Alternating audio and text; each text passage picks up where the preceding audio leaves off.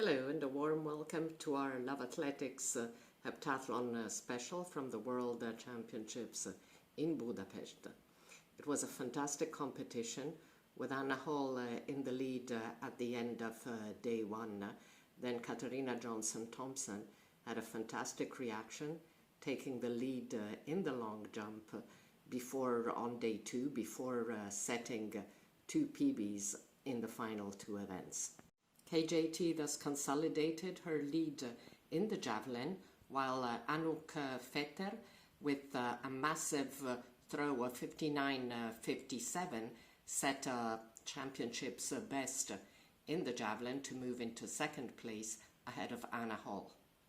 The final 800 is one of Hall's best events, but KJT destroyed her PB to win the event. Let's first hear the reactions of Anna Hall and KJT in the mix zone. We then have a very interesting panel talk with Anna Hall, Jackie Joyner-Kersee and Jessica Ennis, as well as an exclusive interview with the heptathlon and long jump legend JJK, as well as Anna Hall's parents, David and Ronette. Our sincere thanks go to the Adidas team for setting up the panel talk and for securing us exclusive interview with Jackie Joyner-Kersee. We hope you enjoy this special.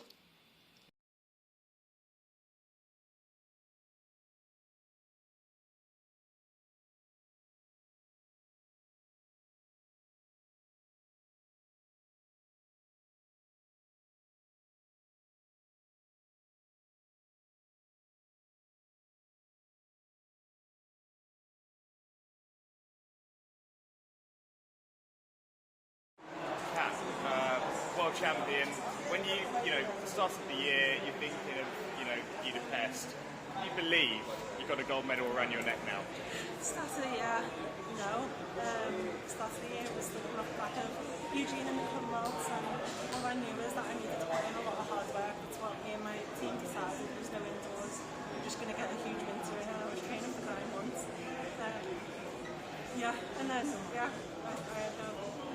I just wanted to build this year. I just wanted to keep building and have a better year than last year.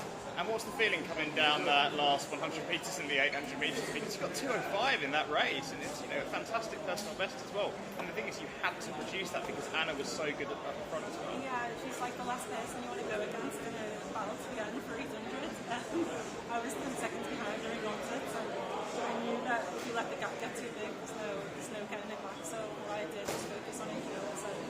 And yeah, it was, I can't remember the race.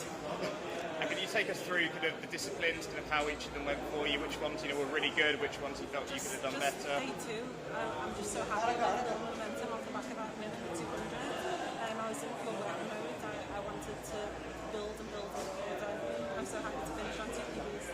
And you've already been asked this before, but how does this compare to Doha? Because they're very different. This is better. For personal reasons, this is better. I know the Doha performance is bigger, but this is so better. And everything that you've had, again, the Achilles injury, the calf tear, when you reflect on all those moments, the doubts, this must, that's prove yourself right that you did it. That's why it's better. I feel like repeating it again, but off the back of so much heartbreak and so much doubt. It's just, it's really satisfying. And I've got to ask, the influence that going to Aston as well, and being in that team, how's that been for you? Not just as an athlete, but as a person as well. Yeah, he's the perfect match. He's the perfect match for me in terms of personality. He's super calm. He's confident when I'm not, and he's just been in my ear all year, believing in me, and that's what I needed. I'd like to ask you, first of all, congratulations. And after, I have this image always in my mind of you limping off the track but refusing to go out on a stretcher, wanting to go out on your own 2 feet. So tell us about that journey from that moment to here. That moment was probably one of the worst moments in my life. It's not the injury, it was the build up to get to that place of having an Achilles rupture, then 8 months later, something completely unrelated, stopping me from finishing the heptathlon, which was my goal that year, and that would have been incredible. That Achilles rupture, which is one of the worst injuries I think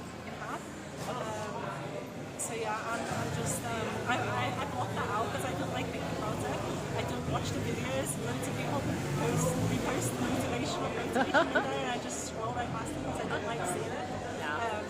But yeah, I'm just so happy that I'm able to rewrite my story. I don't want my story to end up. Congratulations, that's one step up from your brilliant bronze in Eugene. So how are you feeling? You know, I'm really thankful. It's a bit bittersweet. You know, I really wanted to be on top of the podium this year, but you know, it's a world championship medal, and I'm 22, and it's just the start of my career. So I'm super thankful, and you know, I'm really hungry to go back for more next year. You seemed a little bit more tense than your usual self. Maybe the pressure with Nafitiam out. You had a lot of pressure on your shoulders. A little bit, you know, I normally thrive under pressure, and I really enjoy pressure when I feel prepared. And I think the difference coming into this meet, you know, I came in knowing I wasn't at full health, and so I didn't feel prepared. And then I think that's when the pressure starts to feel, you know, a little bit different and not quite as fun as how I normally feel about it when I feel 100% ready to go. So yeah, I mean, I just tried to manage that the best that I could, and know that, you know, I'm 22 and, you know, I'm still learning, and, you know, having kind of what feels like the weight of the world on your shoulders when you know you're not 100% healthy and nobody knows that. You know, it's not easy. Yeah, so exactly. I'm kind of proud of the way that I handled that and just kept fighting. So yeah. I was wondering about that because you were a little bit below on practically all events. So you did have some fitness issues. Yeah, you know, a few weeks ago I kind of had a little bit of a training accident in the long jump, and had a PCL injury and bone bruise on my takeoff leg. So, you know, that kind of made our preparations not perfect, but you know, we threw everything we could at it, and I really thought the last few days of training in here that, you know, I was, in my mind, I was like, I'm ready to score 7,000 points. So by no means did I come in, you know, expecting anything less than the best for myself, and, you know, that's just not really how it shook out. And so, you know, I got beat. You know, Kat was better this weekend, and hats off to her, but, you know, I'm going to try to come back more ready next year. To have these three ladies here together, it's a historic moment for sure. We're really excited to be able to share some fantastic athletes all in one place. Incredible talent, both past and present. Joining us, we have three-time U.S. National Champion, 2022 World Athletics Championship bronze medalist, and now our 23 silver medalist, Anna Hall.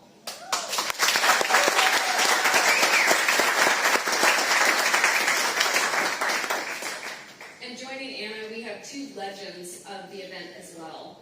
Firstly, the 2010 European champion, 2012 Olympic champion, and three-time world champion, Jessica Ennis-Hill.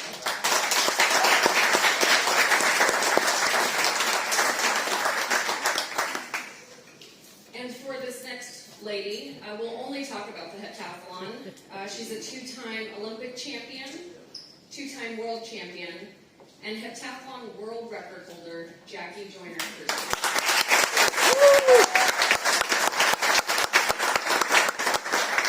Thank you all, really, for being here. We really appreciate it.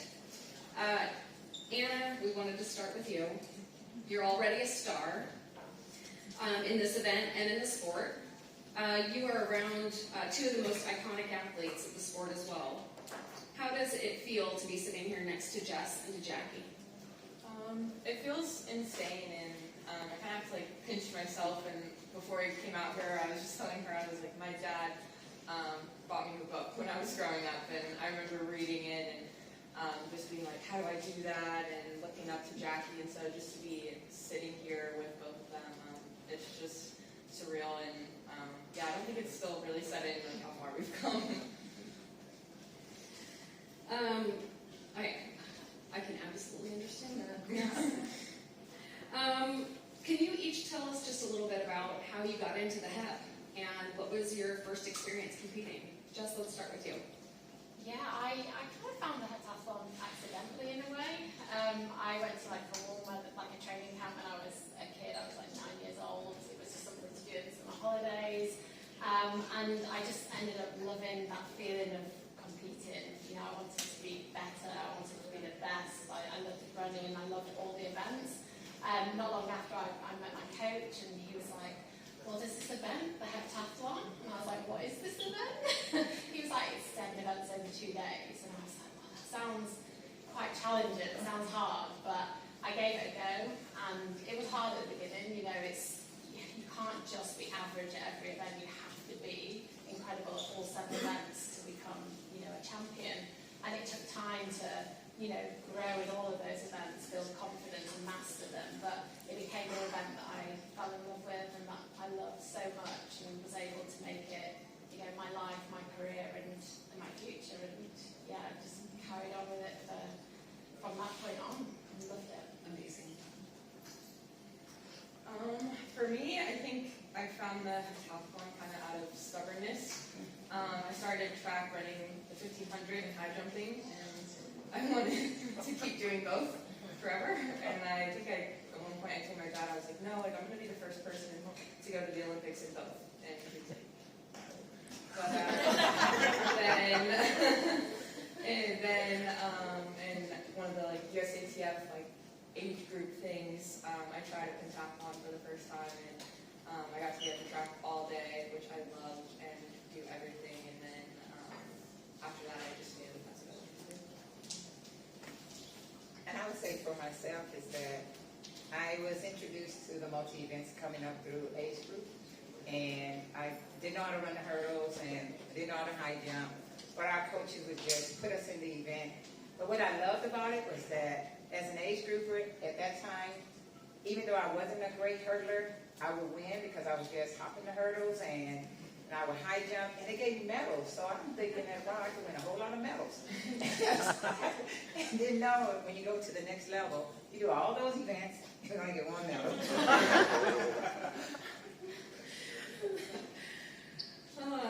Anna, I know you've answered a lot of questions, but wanted to talk to you just about this moment. You performed incredibly well. We're so proud of you. And the silver medal, it's a massive accomplishment. Can you just sum up the experience and your feelings of the event? Yeah, I would say my feelings are a little bit bittersweet. It always hurts not to come away with exactly what you want, but I'm really just proud of the 2 days that I put together, and I think that's the hardest heptathlon I've ever done, physically and mentally. It was very painful in both ways, so really just happy that I could keep fighting and, end up with silver, and I'm not going to take that for granted. It was still an amazing experience, and getting to, hold up your country's flag and take the victory lap around the stadium, it's not something I take lightly, so just amazing. And Jess, you were watching it the entire time, commentating as well. Let us know your thoughts on Anna's performance. You were right there the entire time. Yeah, we were there in the studio at BBC watching every moment, and I'm obviously so invested, and I'd seen Anna's results from previous years, and seeing what she's been doing this year, and just I kept saying, this girl, she's insane, absolutely insane. Her performance was brilliant. So I was super excited to see, the head-to-head between Anna and Kat, and what the rest of the girls are going to do. And I think the thing that struck me so much about Anna is that just her composure, just how she presents herself on the track, and from start to finish. And I know her injury, she was just so gritty and determined. I said in the studio, the 800, everyone's like, will she go out hard? I'm like, absolutely. She will strap herself up, painkillers, and she will go as hard as she can, and that's what she did. And that's what us heptathletes do. You leave it all on the track, and it was, it was an amazing competition. It looked tough. I think the conditions were hard, and it was 2 long days. And I know how you're feeling right now, but you should be so proud of what you've achieved. And this is absolutely not the end. There's a long, amazing career with many, many gold medals for you.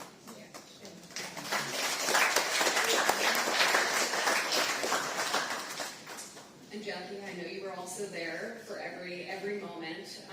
Watching Anna perform here, what do you think is possible in her future? I'm one that don't put limits on the possibility, and I think that Anna can do whatever she put her mind to, and whatever that is, we don't know. She has what I call the complete package, not only from the physical and the mental, but then also the support of her family and her team around her, because it is extremely tough when you're dealing with an unknown, dealing with an injury and trying to be at the highest level and all the expectation, and everyone wants you to do this, but in the end, it's that support around her that gave her the strength with her own inability to be able to go out there and to perform with passion. Just said it best, the composure, and it's tough because the heptathlon is what we love, but at times it can be unforgiving. And so it's very important that we continue to show her love and support. And the silver medal, I missed the gold in 84 by 5 points. And use it as motivation. Yes, there's nothing wrong with the silver, but we know when we can be the best. Use that motivation every day in training. Continue to be the person that you are, and allow yourself to continue to grow in this event and show the world that the heptathlon is the event that all young girls should want to participate in.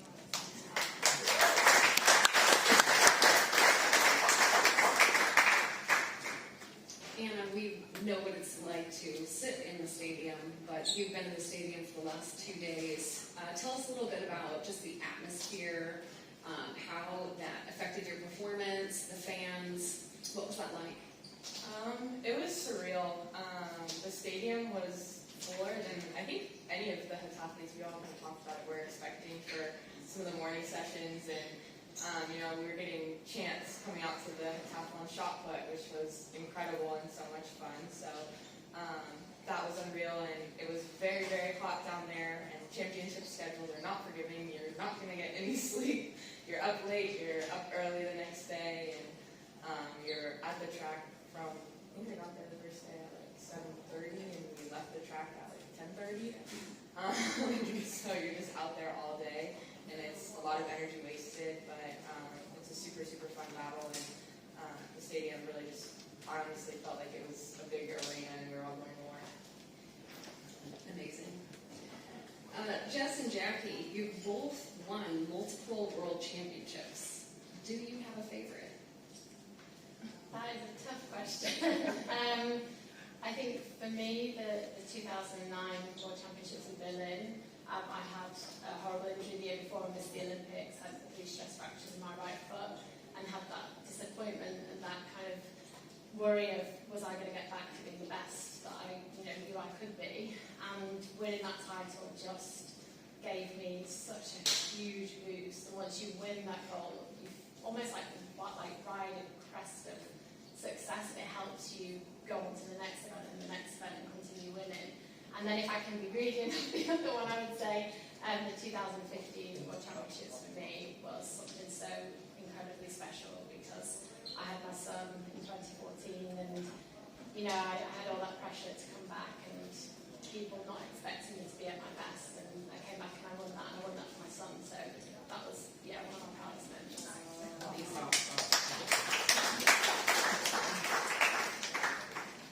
So I would say definitely 87, because I was relatively new in a way. In 86, we had Goodwill Games, and people doubted, wondering who is this, Jonah Kersey, and going into Rome and really having the opportunity to compete against the best in the world.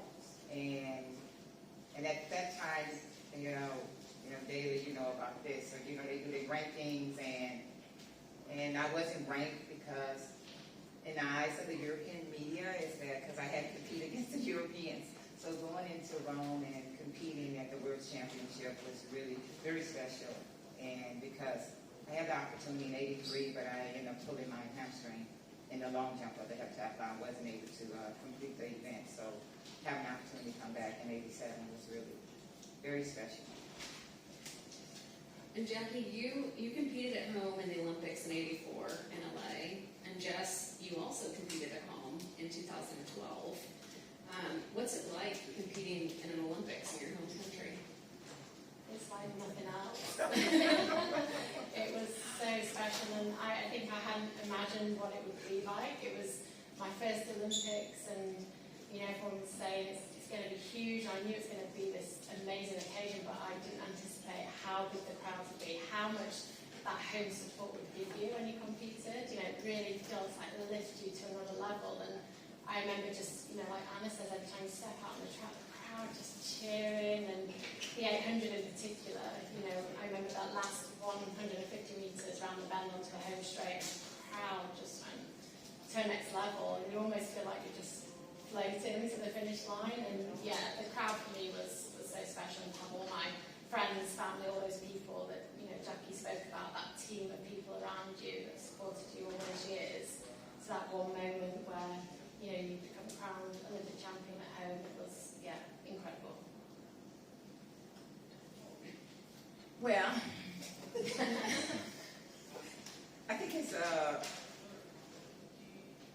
an advantage and a disadvantage, in my opinion. And I think that having the support is very important. But then also sometimes it's a give and take, because the Olympics are home, and especially in America, that you're pulled in so many different directions. And a lot of times that you just want to focus on what you need to do, and then trying to find that balance, with your family and friends. Because you're there, they want you to go to dinner, and it's like, no, I'm trying to just focus right now, but we can go dinner later, and so, but I can say that the best feeling is not to be able to travel so far. You are familiar with everything, and the support makes a huge difference. I love when I was able to go to London in 2012 and to see you perform, Jess, and to see how the crowd and everyone got behind you, because I know your struggles, and to lift you up, and to see you run at 12:50 in the hurdles, was something I always wanted, but I never got. So that home field advantage in that first event is pretty amazing. And even though we both were retired, and I have, Paris in front of her, and then also hopefully Los Angeles, and to be able to experience that is going to be the greatest feeling in the world, to have that home field advantage and support. Anna, have you thought about, thinking ahead, how it would feel to compete at an Olympics on home ground? Absolutely. Ever since it was announced, I've been thinking about it, and I'm a planner. I like to write down my goals and things, and I think I'm a little bit ahead of my original plan. I wanted to make it next year, hopefully get a medal of any color, and then win in 2028. And now I'm having different conversations a little bit sooner than I thought, but nonetheless, it's always been a focus and dream of mine to perform really, really well at home. And I get chills just thinking about having an entire stadium behind you completing a heptathlon. So you'll be working on your new goals during your off-season. Yes. I'll take the timeline a little bit. And Jess and Jackie, is there any one piece of advice you'd give Anna for competing at home? I think what Jackie was saying, it's there's so much going on. It's an Olympics, which is huge in itself, but I think minimising the distractions and keeping consistency with the people around you, I think is the biggest thing that I can say. I think you will get pulled in lots of different directions, and because you've achieved so much already, there's going to be massive ad campaigns and things that you're going to want to be part of, and it's just making sure you focus on what you need to do on the track, and surrounding yourself with all these great people you already have with you. And I've no doubt that you're going to go out there and smash it. Like, your future looks incredibly bright. I agree with everything you just said, and I think that you're already a planner, so making sure that your team and all of you are always on the same page, and you are the priority. Nothing else matters. And making sure that what you need to do on the track, that is supported, versus what you need to do off the track. Make sure that's a part of that plan. And you have a great team around you, a great family, the coaches, and all of them. Each and every one of them want the best for you. And I remind you, you get out of your own way. Yes. Anna, we're super excited to have you as a part of the Three Stripes family. Just wondering, the partnership with Adidas, how has the brand and how have we helped you to achieve your success to date? Well, for one, you guys believed in me, you know, after doing pretty good in 2022. I was super thankful to be welcomed and, you know, given the opportunity to have a company get behind you and say that you guys, you know, believe in my future. And then beyond that, I think my favorite thing about Adidas is the people and the team that I've gotten to work with and meet. Everybody is just so supportive and nice, and you know, seeing you guys out there at the stadium in between events, like I was waving and I was like, it felt like you guys were like part of my family, almost just like pulling and pushing for me. So just super, super grateful for that, and yeah, couldn't be more thankful for the opportunity that it is to take. Amazing. We're going to have a little fun. I like quick fire questions. You don't have to think about these. Okay. Favorite discipline within the HEP? Long jump. 800. Okay. Least favorite discipline? 800. Javelin. It was funny. We were speaking beforehand, and just Jess and Jackie had both mentioned. You could tell, you know, the crowd what your thoughts were as Anna was lining up for the 80. I mean, I was sat there in the studio thinking, thank goodness it's not me, and I don't have to go out there and run in that heat, and you know, the pressure and the expectation is so much to handle, and you handled it amazingly well, and it's nice for us to sit on the sideline and know that we've done it and we don't have to run it again. Even as they were coming out, I was like, oh, I dreaded this. It went from smiles to frowns, you know? I'm like, oh, I don't want to line up. That is you. But you do it with, yes, with elegance and grace and pure determination. Okay, next one. If you could compete or could have competed in another event, what would it be? I would love, Anna and I were, she didn't know this as we were talking, I would have loved to be able to run on the relay. You know? Heptathlon was over and long jump. But, you know, the depth of the American team wouldn't allow me to do that.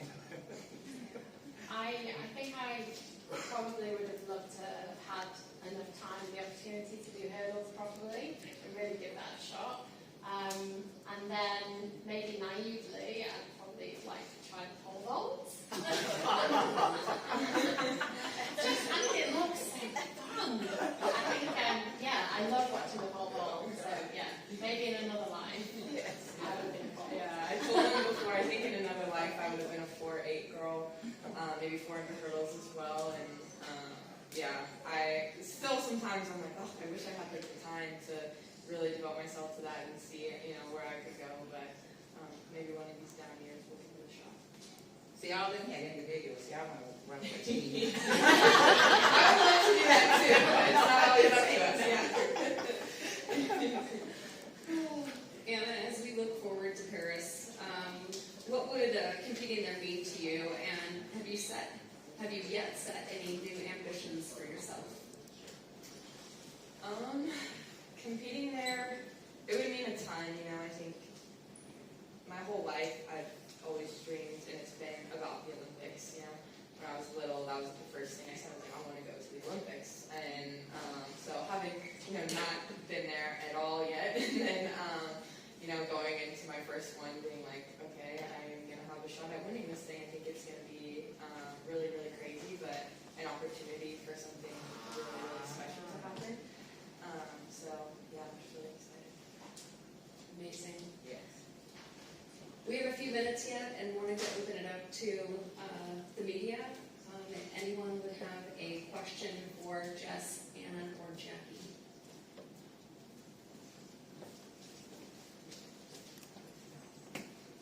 Hi ladies, Bayer here from the Battery Voice podcast. Jackie, your world record has now been around for 35 years. No one's really come close to it, they're kind of 200 points away. Is Anna the girl to finally break it?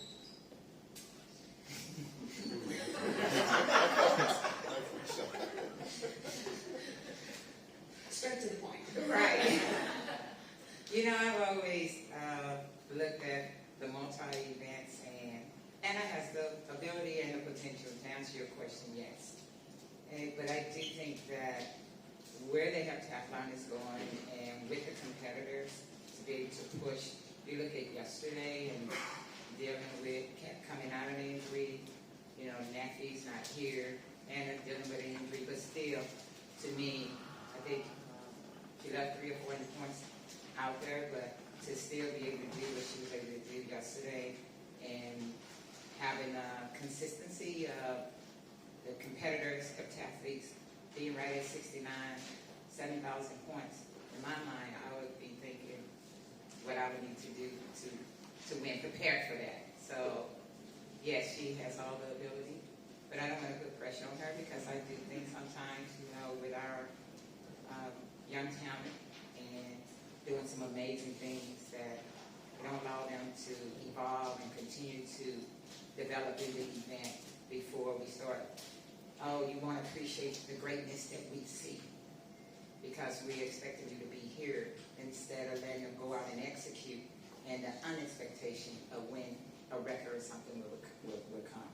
So allow her to continue along with the other competitors because we don't want to give them the edge too, because people take things the wrong way. She has the ability as well as others. I would love.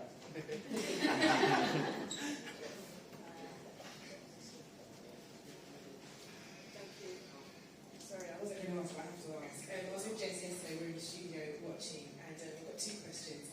There's a sense of community with the heptathletes that, of course, after 800, everybody kind of comes together and you do your lap of honour together. How important is that? And my second question, yesterday, Anna, just after you crossed the line, Kat bent down and you guys had a moment. How special was that moment? What did she say to you? It was really special, and she bent down and she told me she's like, I respect the hell out of you, and she said that I'm an effing fighter, and I was like, thank you, and I told her that I respected the hell out of her back, and I was like, that 800 was crazy, and I kind of just told her, hats off to you, and that I was super, super happy for her, and that she's been an inspiration to me, growing up, and even now just seeing all that she's overcome, as much as, I wanted the goal to be mine, you can still see that, it's been a long time coming for her, so I'm very happy. That sounds like Kat, for sure. That sense of community, Jackie, what's that like? Has that evolved over the years as well? Definitely evolved, and I think it's very special amongst the heptathletes.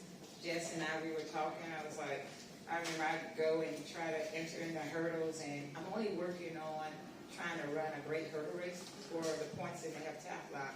They'll look at me like, what are you doing over here?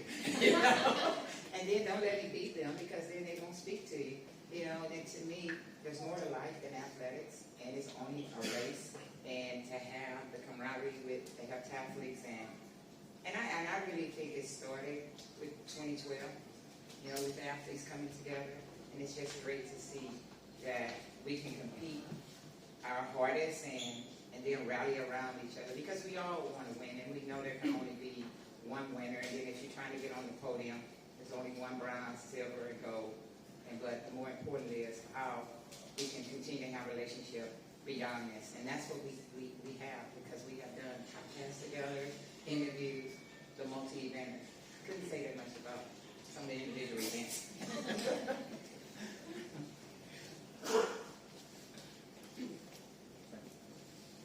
Jess, I just wondered, you're obviously no stranger to coming back to major championships, having been through a really tough injury. Given what Katarina's come through, how special does that make her achievement? And is it more special, do you think, than what she did in 2019? Yeah, I think in all honesty it is. I think she's been through some really tough years, and she's had some great performances, like obviously in 2019 in Doha, but a ruptured Achilles, torn calf, the disappointment of pulling up in the Olympics over the 200 metres. They're devastating moments, and I remember speaking to her after the Rio Olympics, and she was so devastated, and she almost gave up the sport, but she didn't. She kept coming back and back and back, and I think there was no great expectation on her this time, and I think that suited Kat really well. She was able to come in slightly under the radar and feel in a confident place, and I think that's probably what yesterday's probably one of her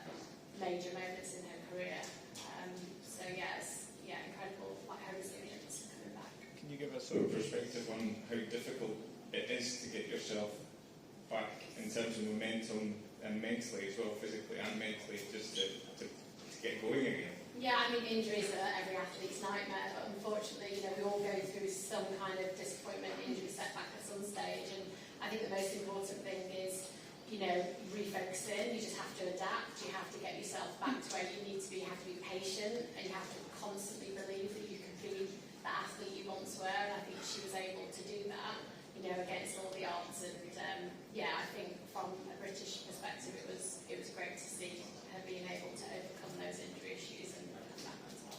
I think we have time for one more question.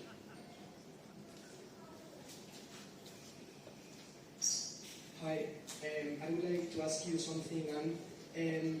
Well, we are from Spain, and we have to say that you are really famous there. We have lived really exciting journey, yesterday journey. I would like to ask you something really fast, okay? Your feeling when you crossed the first 500 meters in the 800, we saw the screen that you were in first place. The stadium was in shock because of your action, of your activation, of your race. What was your feeling in this moment? I mean, were you excited? Did you think, I must win, I'm going to win? I mean, because we saw you really motivated, and it was incredible, for the stadium and for all of us. Thank you.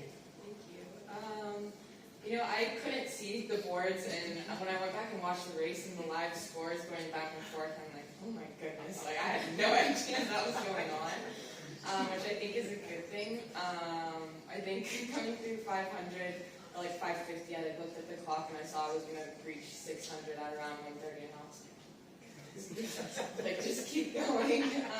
So mostly I was hurting. I think I started hurting at 400 meters, and I just kept telling myself, I'm going to finish as strong as I can, and I couldn't control where she was. I had no idea if she was close or if she was way back, and so I was just kind of crossing my fingers and running as hard as I could, and then when I crossed the line and turned around and saw that she was there, I was like, okay, it's hats off, like that's not enough, but yeah. I was working with the organization in Rome '87, so hearing you say that was your favorite event, it was like, yay!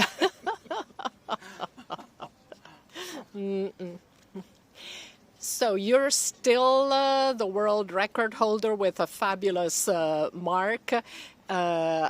So you must obviously be very proud of it. But at the same time, do you sometimes wish your event were a little bit more dynamic? Dynamic in what way? In the sense that there were more ladies coming a little closer to you. I think that when you look at the multi-events, it's ebb and flows. So we have young people that we think that have the potential to stay in the event, but then they might do an individual event, and then all of a sudden they disappear, and you're asking where they are. So when you look at what I see with Anna Hall, KJT, and Nafi, who's not here, I think it's two more that it was 67-40 yesterday versus 67-20. Now you got the Olympic year coming up, and you're talking about where I see Anna Hall just considering everything remain the same with a good long jump and high jump, you're already over 7,000 points.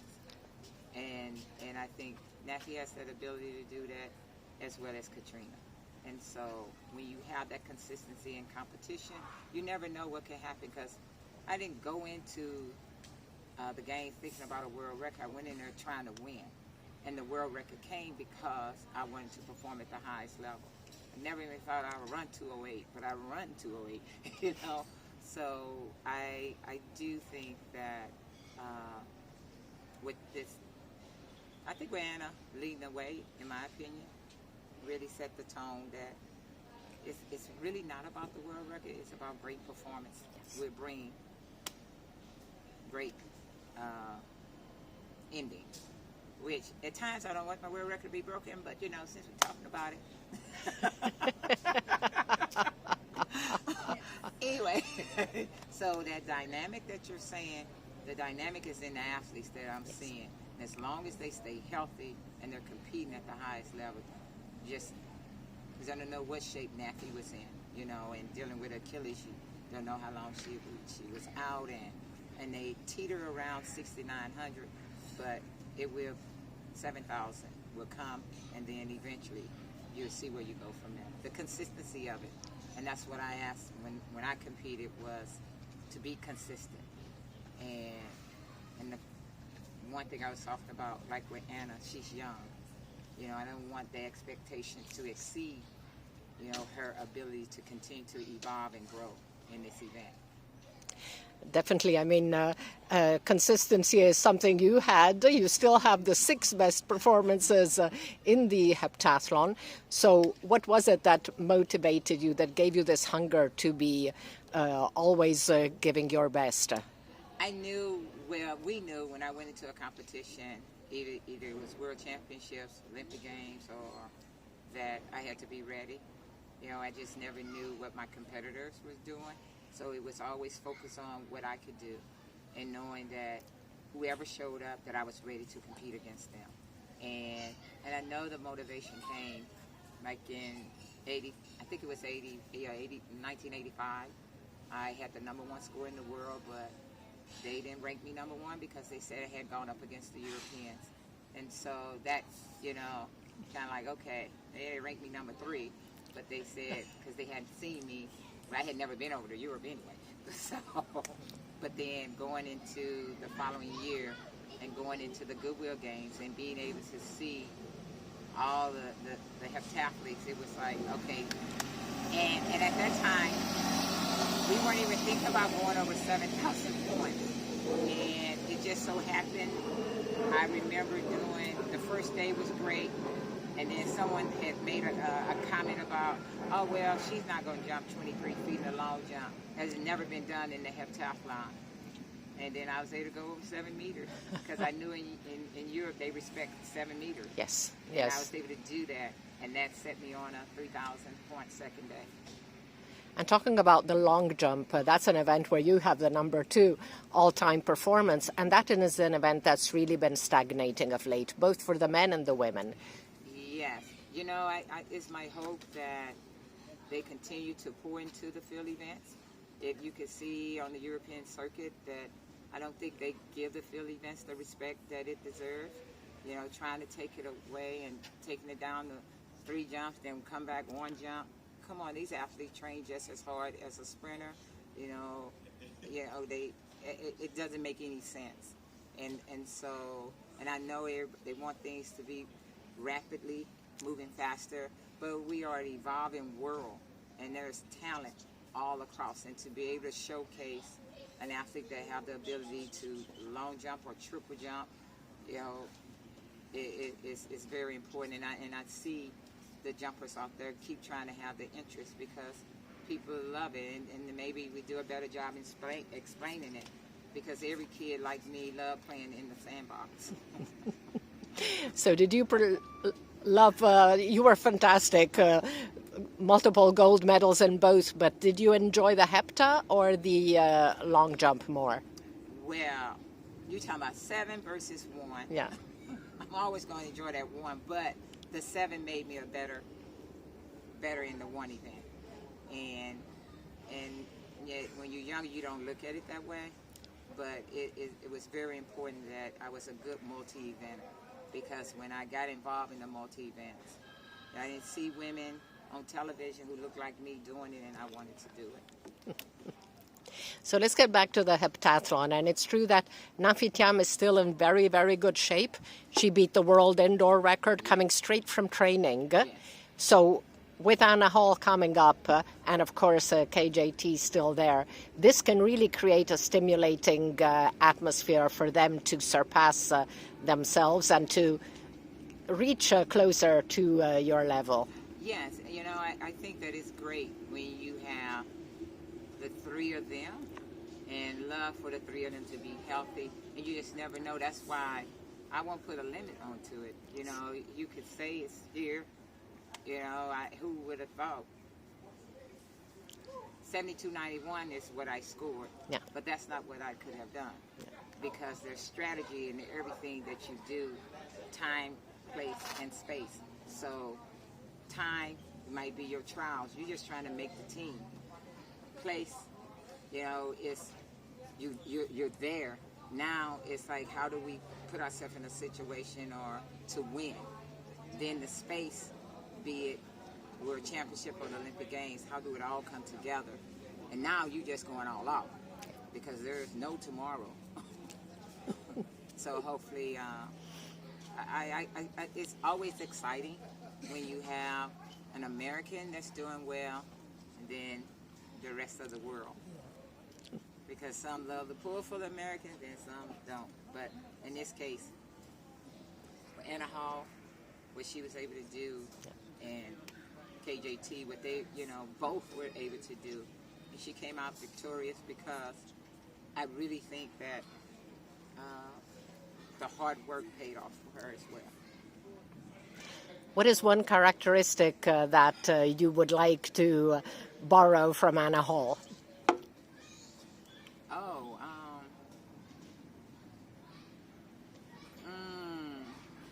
it's not a characteristic, but talent-wise, I wish I could run at 8. Because I think I have grit. I don't have the skills to run at 8 under any circumstances. Yeah. And finally, I would love to hear about your foundation because I know that's very, very important to you, and I'd like you to talk about it a little bit. Yes, so I have my foundation in East St. Louis, and it's the work that I've been doing since 1988, and we do after-school programming. We use sports as a hook, but really work with them on life skills. You know, I believe in preparing them for life. I have a curriculum based off my autobiography, A Kind of Grace, called Winning in Life. And one of the things, we have our big fundraiser. I have a gala in October. I also use my world record, 7291 points, ask people if they would donate $7,291, and I would match that. And so the work that we're doing is really trying to transformative, change, encourage young people to be the best that they could be, and how you use sports for good. Thank you so much. That really is inspiring, and it's great that you started when you were still competing. Yes. Mm-mm. Thank you. Thank you.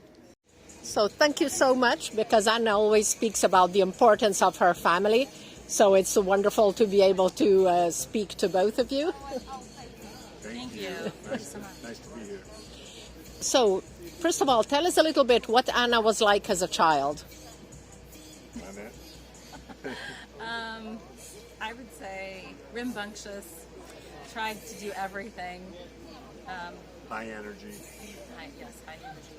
Smart, clever. Could undo the seatbelt quickly. A handful.